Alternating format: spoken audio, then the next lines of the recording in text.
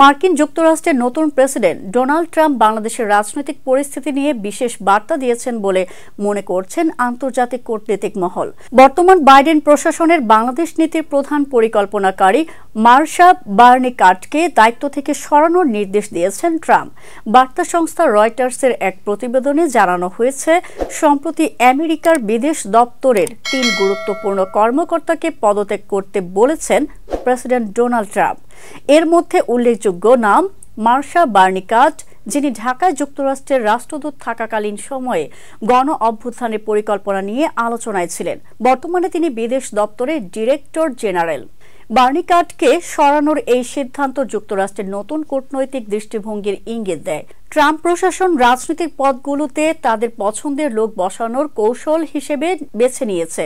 বাংলাদেশ শেখ হাসিনা সরকারের পতনের জন্য নির্দিষ্ট পরিকল্পনা করার অভিযোগ আগেও উঠেছিল বার্নিকাটের বিরুদ্ধে।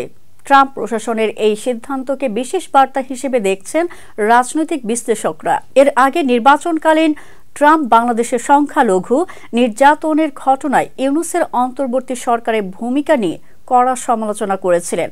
বাইডেন প্রশাসনের বাংলাদেশ নীতিকে ব্যর্থ বলে অভিহিত করে ট্রাম্প বলেছিলেন, নতুন দৃষ্টিভঙ্গি আনার সময় এসেছে।